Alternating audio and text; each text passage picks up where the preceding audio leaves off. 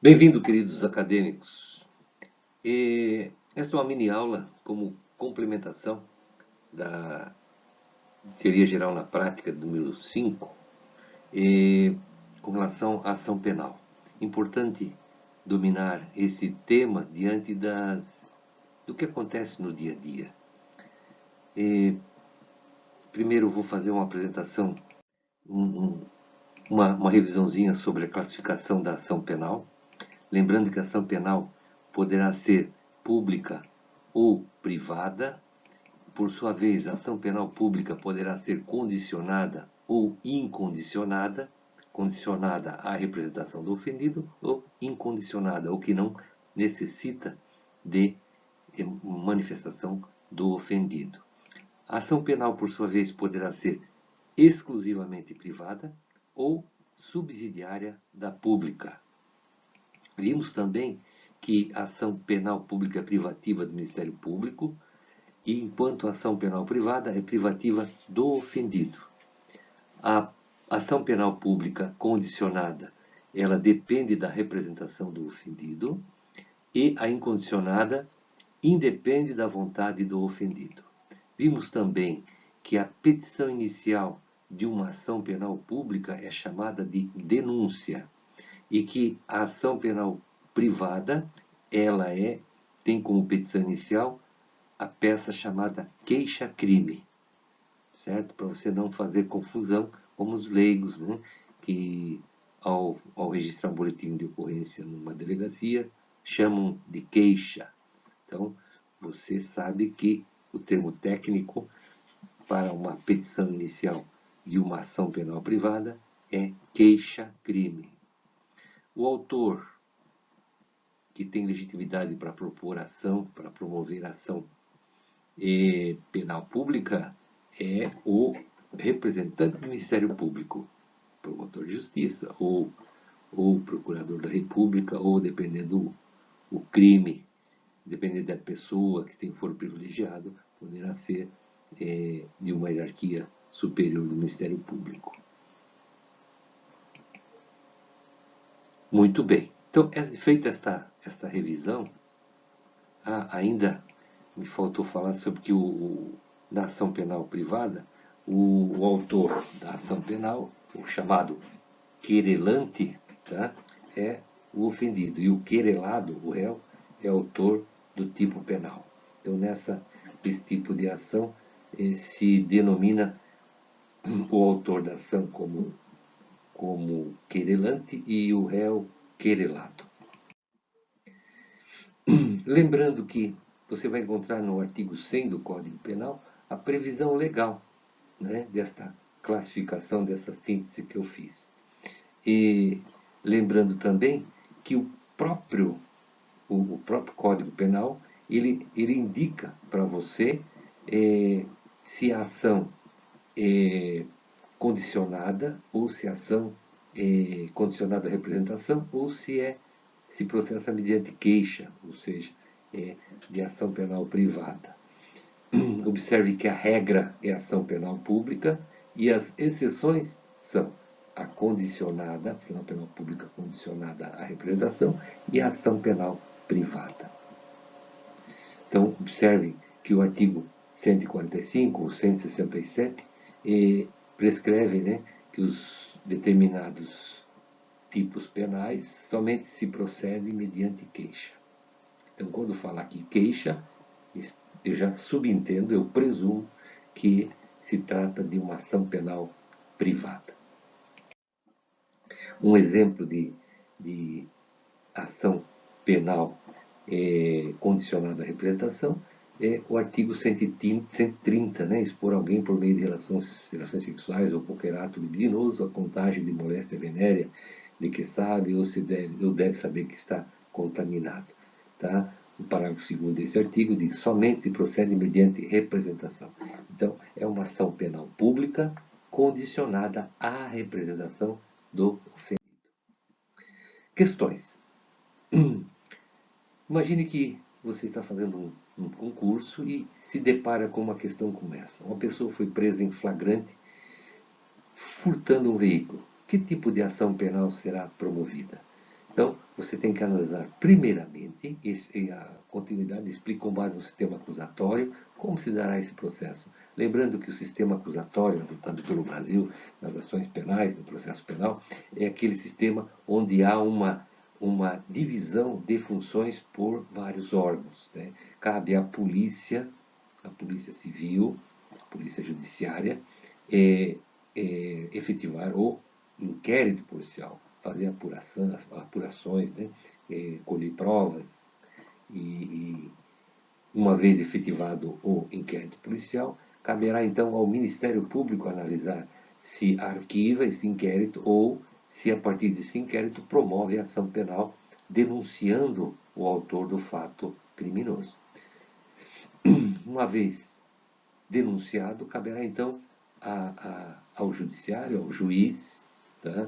Se não for crime doloso contra a vida, tá? Ele próprio vai promover a ação penal, vai dar andamento à ação penal e ouvir testemunhas, né? E depois julgar se procede a denúncia ou não. Uma vez condenado, tá? Caberá então ao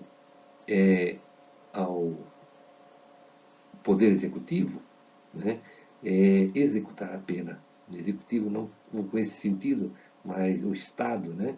O Estado, a administração, executar a pena. Então, observem que há uma distribuição de funções por vários órgãos para evitar, tá? A parcialidade, os pré-julgamentos, né? E para que o contraditório e a ampla defesa sejam plenamente exercidos, né? Com base no devido processo legal. Muito bem, com relação a essa questão aqui, tá? Você deve fazer uma pergunta: se essa pessoa ela é imputável ou não. Porque se ela for inimputável, tá? Já não caberá a ação penal. Se ele for menor de idade, tá? Já não cometerá o crime, e sim uma infração, né? Uma infração penal, tá? Então será infrator. Então já muda a figura. Mas vamos considerar que esse autor desse fato seja uma pessoa imputável, tá? Como o crime é de furto, tá? A ação será ação penal pública incondicionada. E, claro que, atendendo aqui o sistema acusatório, como eu falei há pouco, né?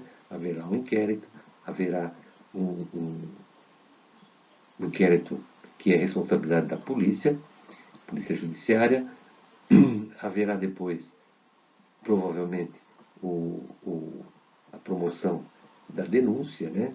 Promoção da denúncia pelo representante do Ministério Público. E daí por diante com o magistrado. O promotor de justiça, segunda questão. O promotor de justiça Alfredo Severino ofereceu denúncia contra Antuérpio Cavalcante por suposto crime de difamação que este cometeu contra Antíbia Fonseca, casada, mãe de 3 filhos.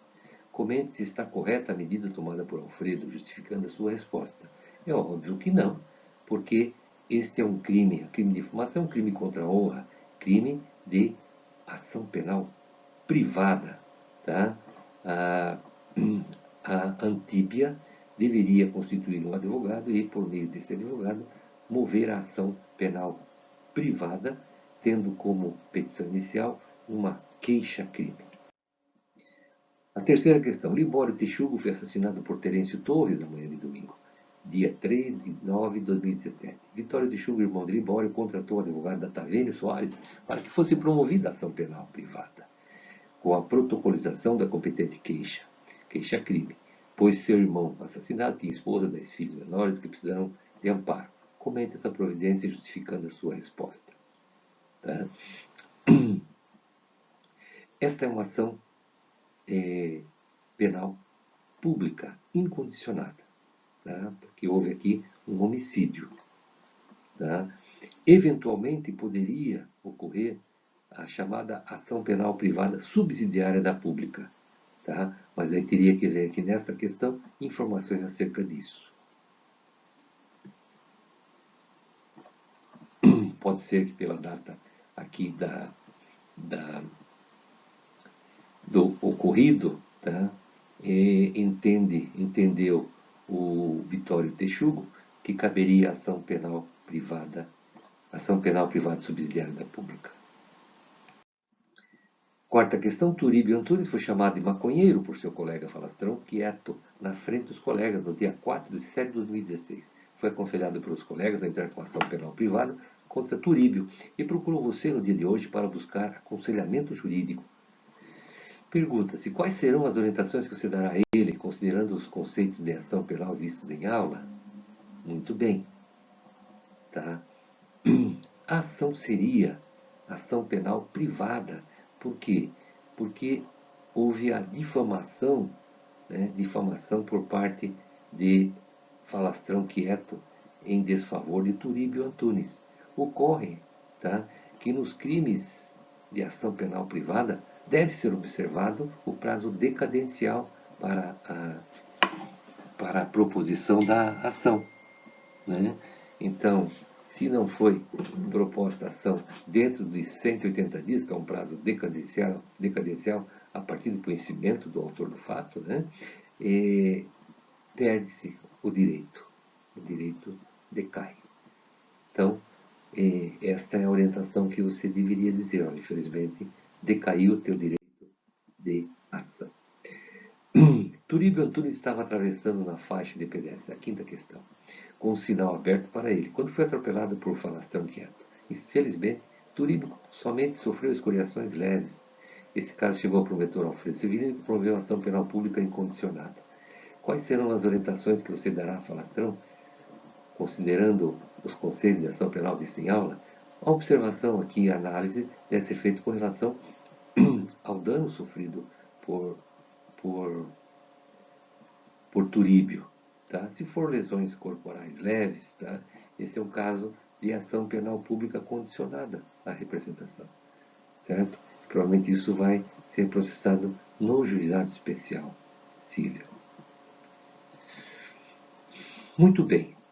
Meus queridos, era isso por hoje. Espero que esta mini aula tenha auxiliado você na fixação dos conceitos das ações penais públicas.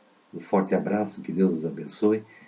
Aqui é o professor Cláudio Melquias Medeiros, professor de Direito Civil e Teoria Geral do Processo da Univille, Joinville. Um abraço.